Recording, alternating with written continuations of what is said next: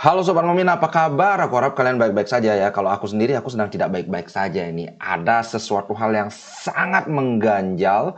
Kalau kalian suka drama, ini kalian harus nonton konten ini sampai kelar. Enggak sih, dramanya itu cuma di awal aja. Tapi ini serius. Jadi mungkin aku tidak banyak guyonnya. Guyonnya itu mungkin nanti di akhir-akhir aja ya. Nah, sebelum aku bahas drama yang ada, ini aku mau bilang gini. Aku bikin channel ini, yang aku hadirkan itu adalah konten tentang Inter Milan dengan opini-opiniku tentang Inter Milan, tentang pertandingan, tentang taktik Inter Milan, tentang transfer dan segala macam. Nah, kalau kawan-kawan menyukai konten ini, silahkan nongkrong di sini, silahkan berkomentar. Kalau kawan-kawan ingin mensupport, bisa ikut members. Members ini ada 2, ada 5.000, ada 20.000. Oke, sebenarnya 4.900. Nah, apa fasilitas yang aku berikan? Ini aku tulis semua dengan jelas. Custom emoji, diskon merchandise Inter, konten spesial Ngomin tanpa iklan, prioritas mendapatkan tanggapan, chat grup khusus Ngominer. Itu yang aku tawarkan sebagai apresiasi atau timbal balik buat kawan-kawan yang menjadi member. Tidak ada aku bilang bahwa aku akan menyetujui semua pendapat member. Nah, kenapa muncul ini? Ini kita akan membahas. Ini ada komen dari Bro David Pereira 2854 yang menurutku sangat mengganjal sekali. Nah, Bang, tolong jangan anti kritik dong sama Intristi yang berbeda pandangan. Pantesan kok komen-komen di channel ente kalau dilihat semua komen-komennya bisa persis satu suara, pembela Inzaghi abis-abisan, semua seragam isinya. Udah kayak Nabi aja nggak boleh disalahin walaupun jelas-jelas ada salahnya itu. Pertama yang aku ingin bahas, definisi anti kritik itu apa?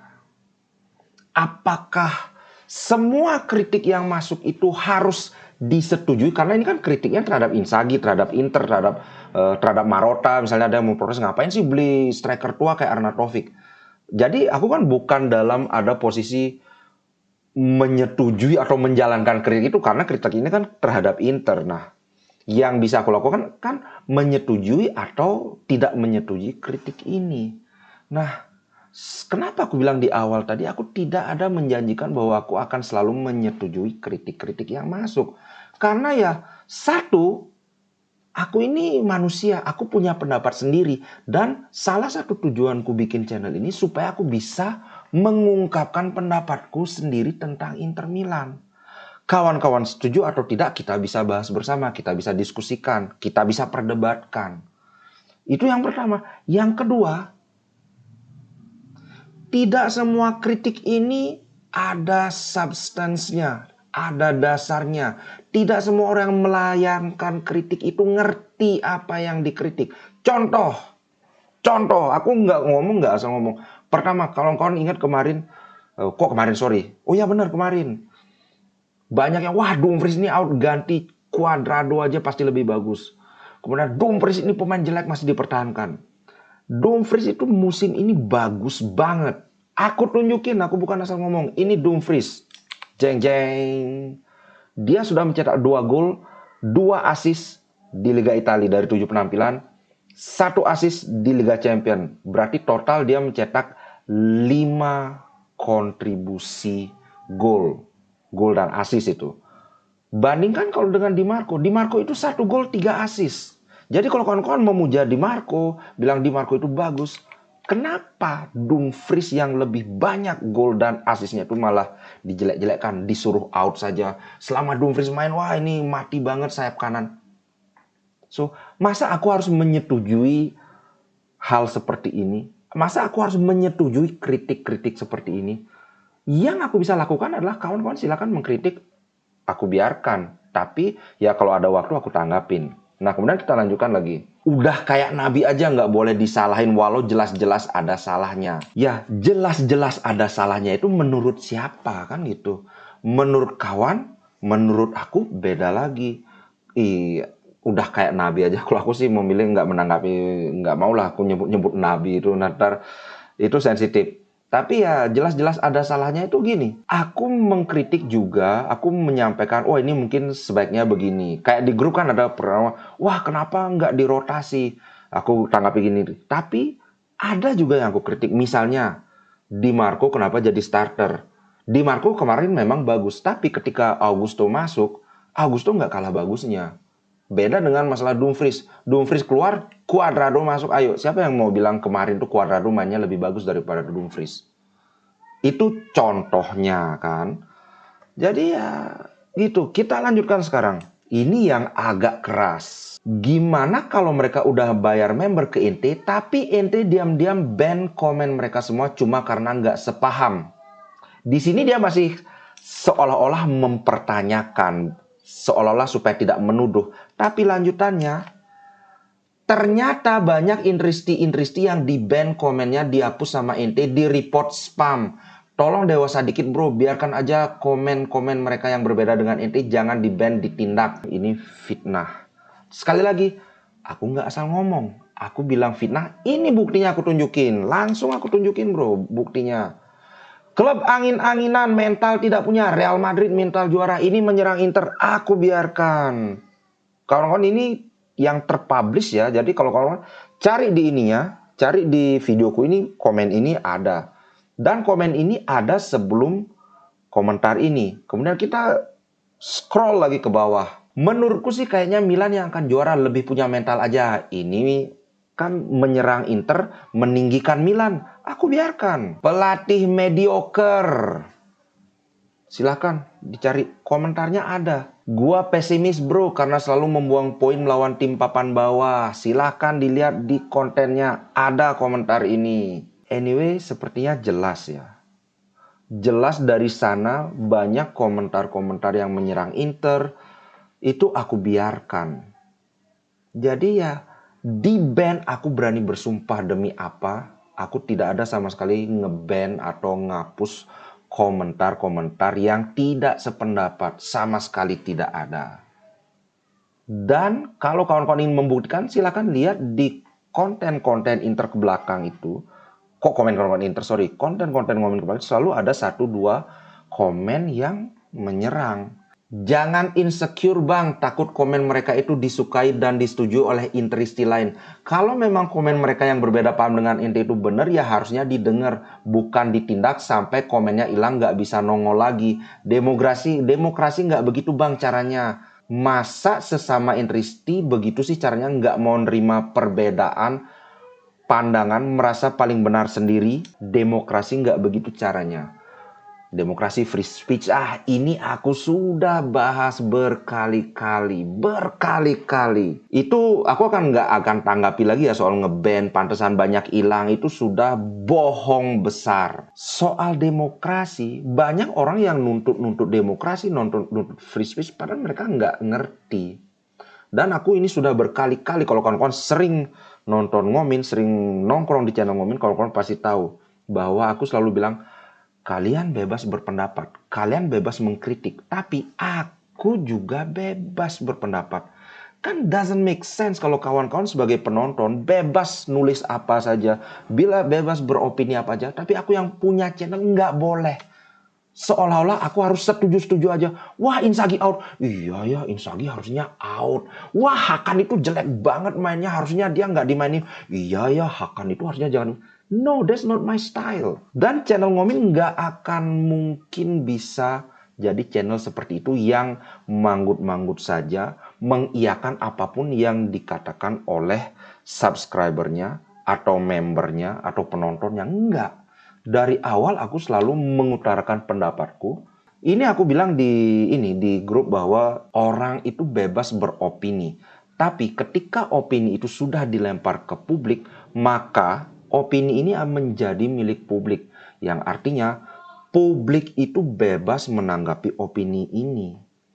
Entah publik setuju, entah tidak, aku nggak peduli soal kalau ada pendapat yang menyerang Inzaghi itu akan banyak yang like atau banyak yang setuju. It's okay, free speech. Aku cukup yakin aku sangat mengerti demokrasi. Dan aku sudah buktikan. Komen-komen yang berbeda itu ada. Aku nggak ngerti kenapa dia bilang itu tidak ada komen yang berbeda. Ada, itu aku tunjukkan.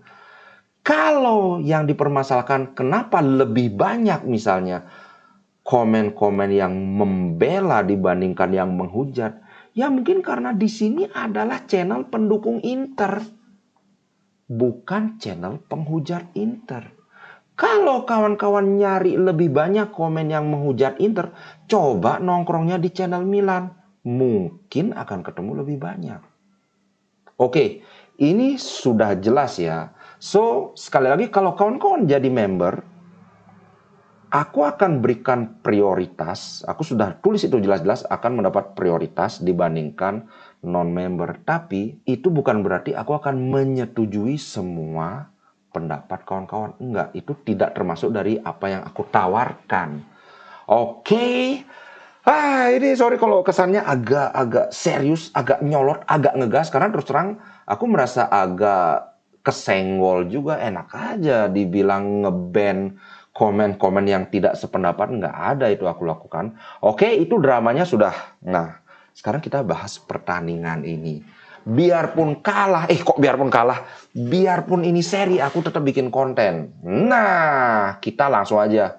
Kalau dari komentar post match itu aku setuju sih, Inzaghi komentarnya itu sangat tegas.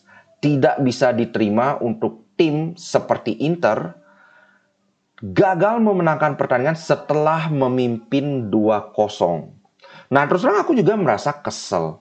Beda dengan ketika lawan Sociedad, aku nggak sekesel ini. Karena itu dari awal kita kebobolan, terus kita bisa menyamakan kedudukan.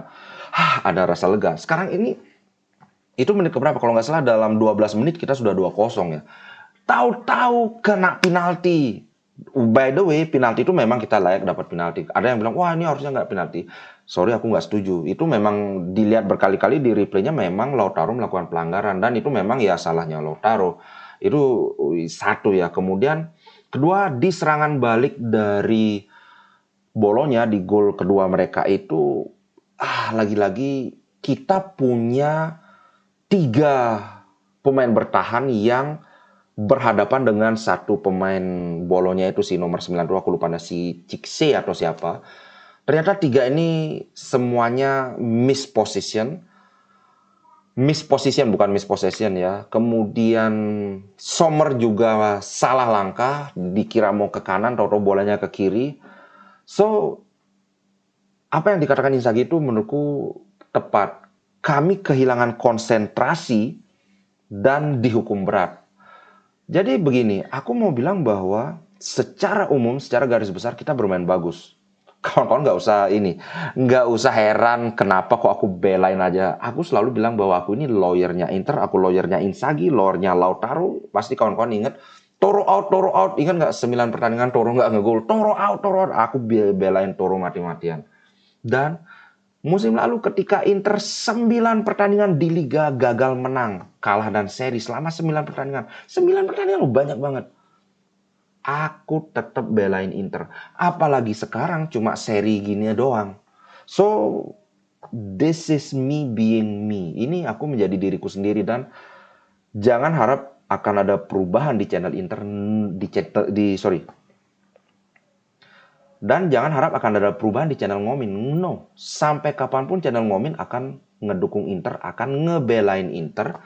Ya sambil sesekali mengkritik ya. Sesekali boleh lah. Kayak kemarin tuh aku sebenarnya pinginnya mendingan di Augusto yang main, bukan Di Marco. Maksudnya yang jadi starter. Tapi secara overall, secara garis besar, channel ini akan selalu ngedukung Inter. Itu. Nah, kurang lebih apakah ini salah Inzaghi? Menurutku pendekatan dari taktik dan strategi nggak ada yang salah dengan pertandingan kemarin. Aku bisa buktikan lagi. Kita menciptakan sangat banyak peluang. Nih aku tunjukin ya. Dibandingkan Bolonya, kita itu ball possession jauh 63%. Oke, bisa dibilang ball possession kalau nggak bisa nyiptain peluang kan percuma. Peluang kita ada 14 berbanding 8 dari Bolonya. Ini hampir 2 kali lipatnya. Shot on target juga 5. Kemudian kalau kita turun ke bawah lagi, ada 9 tembakan dari dalam kotak penalti. Artinya apa? Artinya serangan Inter itu bisa mempenetrasi sampai ke dalam kotak penalti dan kemudian melepaskan tembakan. Dan selalu aku bilang, dalam hal ini aku setuju dengan Koci ketika dia bilang, pelatih yang bagus, taktiknya itu jalan, strateginya jalan, kalau timnya itu bisa create chances, bisa menciptakan peluang. Nah, perkara peluangnya itu gagal berbuah jadi gol, itu ada faktor lain lagi. Misalnya, kiper lawan bagus, finishingnya yang kurang bagus, dan ini terjadi di musim lalu, di mana Lautaro Martinez banyak sekali membuang peluang. Sedangkan di musim ini, Lautaro sudah mencetak 10 gol. Mungkin penyakitnya Lautaro yang itu sudah teratasi. Nah, ini yang aku bilang, tidak ada yang salah dengan taktik dan strategi Inzaghi. Keputusan, nah ini juga aku bahas di grup kemarin, bukan kemarin, tadi ya, bahwa keputusan Inzaghi untuk memainkan skuad terkuatnya dari awal, kan hampir semua itu pemain intinya kan, menurut itu sudah tepat. Karena semua pemain perform. Perform itu lagi ya, sekali lagi misalnya kemarin ada yang bilang, wah Hakan itu padahal udah kelihatan banget jelek mainnya. Bukan kelihatan jelek, kelihatan banget lelah, mainnya agak kurang. Bro, Hakan Calhanoglu itu adalah pemain terbaik di trio gelandang tengah kita.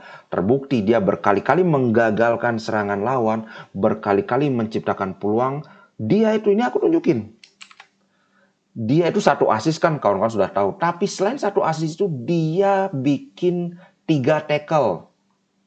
Kemudian selain 3 tackle, dia melakukan 3 umpan kunci. 3 kipas. Yang kipas ini kan kayak sedikit lagi pasti gol. So, ini pendapatku. Pendapatku itu adalah keputusan Inzaghi untuk memainkan Hakan dari awal itu tepat. Hakan perform. Dan terbukti Aslani ketika menggantikan Hakan, ya Aslani nggak jelek. Tapi come on, semua orang bisa lihat bahwa performa Hakan dibandingkan Aslani bagusan Hakan. Bahkan ketika dia kelelahan.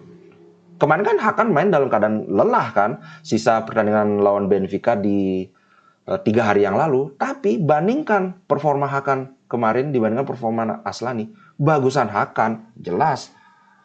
Dilihat kasat mata itu jelas bagusan Hakan. Dilihat secara statistik juga terlihat bagusan Hakan. Kurang lebih itu sih bro ya. Pendapatku ini sekali lagi pendapatku. Dan sekali lagi aku bilang kawan-kawan bebas berpendapat. Menurutku kemarin itu kita kalah sial saja. Kurang beruntung saja. Kita cuma penalti itu sial kan. Kesalahan Lautaro Martinez. Bukan dari open play yang wah kita kocar-kacir. Kemudian yang gol kedua itu kesalahan pemain kita. Di situ ada Pavard, ada Bastoni, ada Acerbi. Salah posisi, terlalu apa ya? Aku ngeliat kayak agak panik begitu. Sehingga judgementnya agak kurang bagus. Plus Sommer salah langkah lagi. So menurutku dari performa kemarin itu aku setuju dengan Inzaghi. Secara tersirat bilang bahwa tidak layak kalah sebenarnya. Kalau kita ketika lawan Real Sociedad, kita ya layak ini.